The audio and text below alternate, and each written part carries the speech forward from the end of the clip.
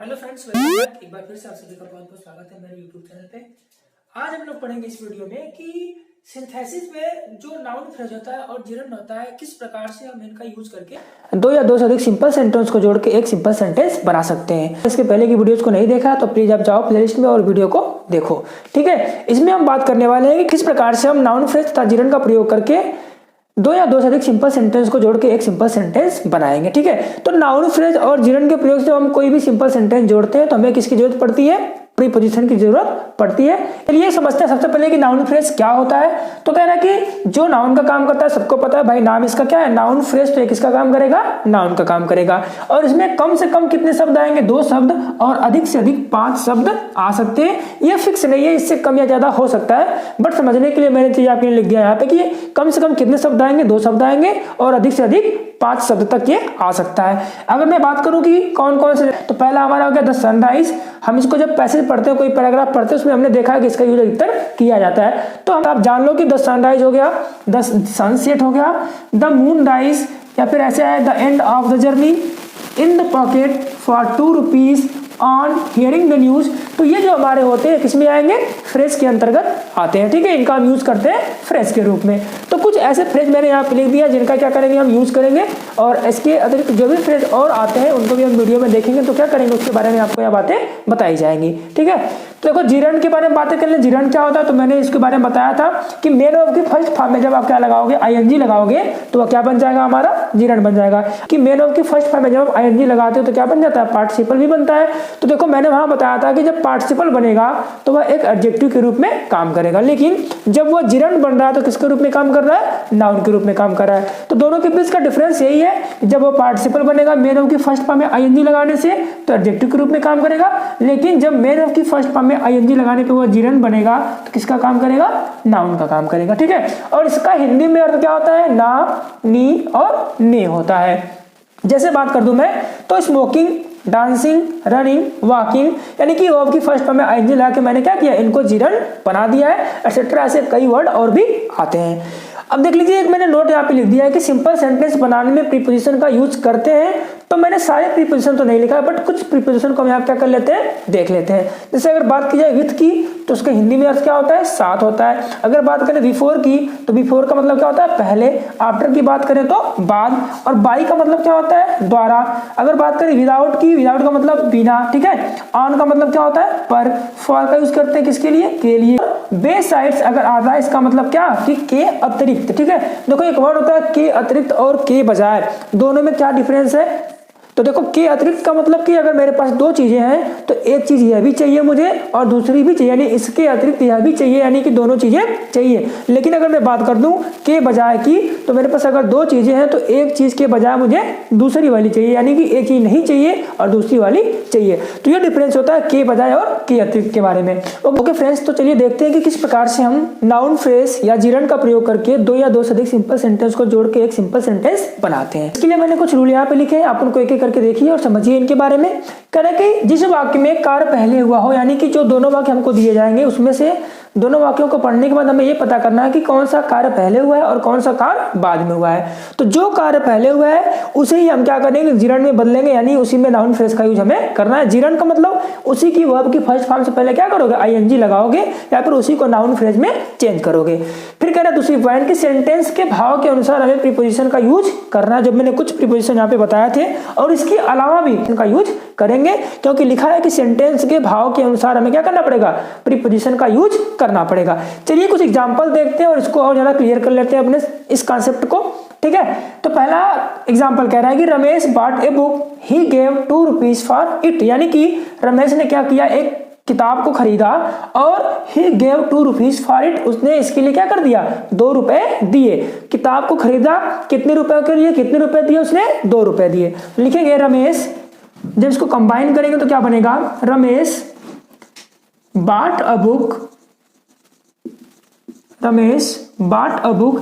अब बताओ इस बुक के लिए उसने कितने रुपए दिए? अब बोलोगे फॉर 2 रुपीज। ठीक है, मैंने आपको बताया था अभी फ्रेज के बारे में, तो मैंने यहाँ पे लिखा हुआ था for 2 rupees.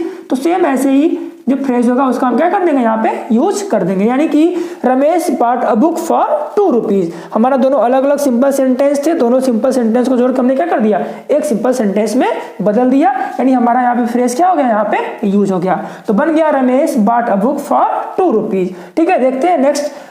He taught me, he gave me 5 rupees. अब देखो उसने दो काम किया, एक तो उसने मुझे पहले पढ़ाया, उसके बाद क्या किया, उसने मुझे 5 रुपए दिया। इसको हमें कंबाइन करना है, चलिए बनाते हैं। देखो जो अतिरिक्त एक काम तो किया है, उसके अतिरिक्त दूसरा भी काम किया, तो हमें क्या करना है, या तो हम उसको जिरंड से बनाए या तो नाउन फ्रेज के द्वारा बनाए। तो आपको पता है प्रीपोजिशन का यूज तो हमें करना ही करना है। तो हम क्या करेंगे, काम कौन सा पहले हो रहा है, ही taught me, और दिया ही gave me 5 रुपीज। तो पहले तो उसने मुझे पढ़ाया, यानी इसी के पास हम क्या करेंगे, जिरंड या नाउन फ्रेज को बनाएंगे। तो हम बनाएंगे क्या, बिसाइड्स टीचिंग। हमने इसको क्या बना दिया, जिरंड बना दिया। यानी कि मेन वर्ब की फर्स्ट फॉर्म में क्या लगा दिया, ing, और उसके पहले किसका प्रयोग कर दिया, प्रीपोजिशन का। तो बिसाइड्स टीचिंग मी, उसके बाद क्या लगाओगे, कॉमा लगाओगे, क्योंकि इसमें जब हम क्या करेंगे, इस जिरंड का यूज पहले कर देंगे तो हमें यहाँ पे एक सेंटेंस के समाप्त करने के बाद क्या लगाना पड़ेगा, कॉमा लगाना पड़ेगा। बिसाइड्स टीचिंग मी, फिर उसके बाद लिखेंगे subject, he gave me 5 rupees. He gave me 5 rupees, यानी कि पढ़ाने के अतिरिक्त उसने क्या किया, मुझे 5 रुपए दिया। नेक्स्ट एग्जाम्पल देखते हैं, करेंगे she was ill, she had high fever, यानी वो बीमार थी, उसे क्या था, ज्यादा बुखार था। अब देखो क्या करना है कि she was ill, she had high fever, इसको जोड़ेंगे तो क्या बन जाएगा, सी वॉज इल। अब हमें यहाँ पे एक प्रीपोजिशन लाना पड़ेगा विथ, क्योंकि वो बीमार थी तो किसके साथ, तेज बुखार के साथ बीमार थी, यानी उसको तेज बुखार था। तो she was ill with high fever. Okay, she was ill with high fever. Next example देखते हैं, the sun rose, he began his journey, यानी कि सूरज क्या हो गया, उग गया, ही बिगेन हिज जर्नी, उसके बाद उसने अपनी जर्नी को शुरू किया, अपनी यात्रा को शुरू किया।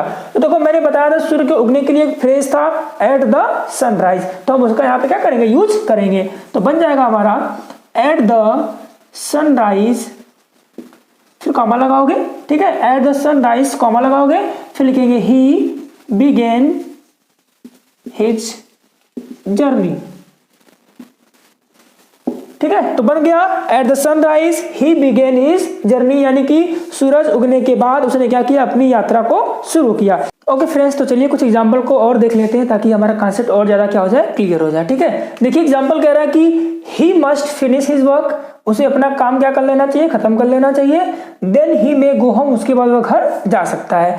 देखो कह रहा है कि काम खत्म कर लेना चाहिए, उसके बाद वह घर जा सकता है, यानी कि काम खत्म करने के बाद वह क्या कर सकता है, घर जा सकता है। लिखेंगे आफ्टर फिनिशिंग, आफ्टर फिनिशिंग, तो मैंने क्या कर दिया, इसी फिनिश को जिरंड में बदल दिया, और जिरंड से पहले मैंने क्या कर दिया, एक प्रीपोजिशन आफ्टर का यूज कर दिया। तो आफ्टर फिनिशिंग हिज वर्क, उसके बाद आप लगाओगे कॉमा, फिर कहा जाएगा ही में गो होम, ही में गो होम।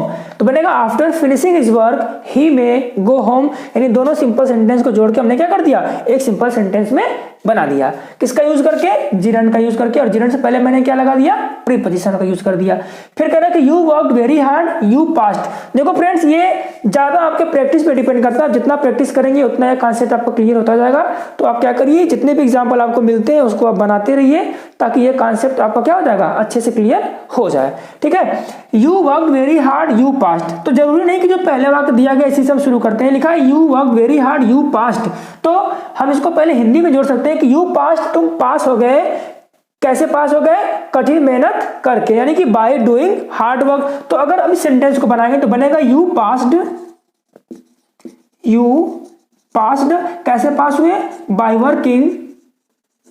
अब मैंने क्या कर दिया, इस वर्क को जिरंड में बदल दिया, यानी वर्किंग कर दिया, और वर्किंग के पहले कोई प्रीपोजिशन कौन सा आ गया, बाय आ गया। तो you passed by working very hard. Okay, देखते हैं नेक्स्ट एग्जांपल को। कह रहा है कि the hunter killed a lion, he return home, यानी कि पहले शिकारी ने क्या किया, लायन को मारा, उसके बाद वो घर आया।